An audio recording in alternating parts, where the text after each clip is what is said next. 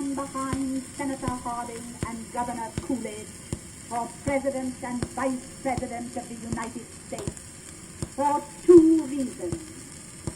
First, because they are the nominees of the Republican Party, and secondly, because I believe them to be 100% Americans of true patriotism who have not failed to show marked efficiency and ability in public office. I am one who believes that the Republican Party and the Democratic Party have different ideals. And I believe that the issues of the two parties are not as blurred and as indistinguishable as is sometimes said to be the case. The Republican Party is the party of concrete nationalism as opposed to the hazy internationalism of the Democratic Party. The Republican Party preached preparedness when the Democratic Party, influenced by its president, mind you, I say the president of the Democratic Party and not of the whole United States, was keeping us out of war until he was re-elected president. We need the Republican Party in office during the hard days to come, when there must be the upbuilding and rebuilding of our nation. We need preparedness for days of peace and against the always possible dangers of war.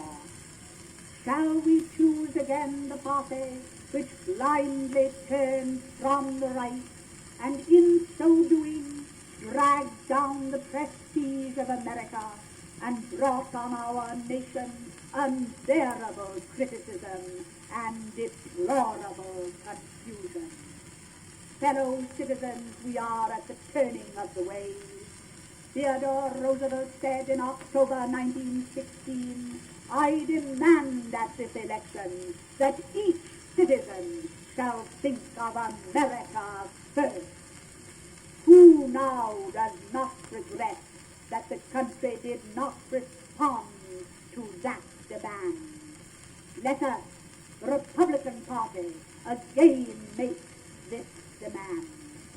Senator Harding stood for a League of Nations with strong Americanizing reservations, as Theodore Roosevelt did.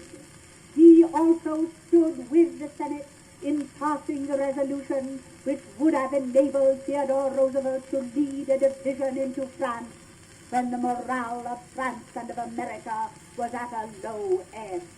And Senator Harding, in making the memorial address on Theodore Roosevelt before the Ohio Joint Legislative Assembly in January 1919, said, "Colonel Roosevelt was the great patriotic sentinel, pacing the parapet of the Republic, alert to danger and every menace, and in love with duty and service, and always unafraid." Those words of our presidential nominee, in admiration of my great brother, are almost a promise of what his own attitude will be.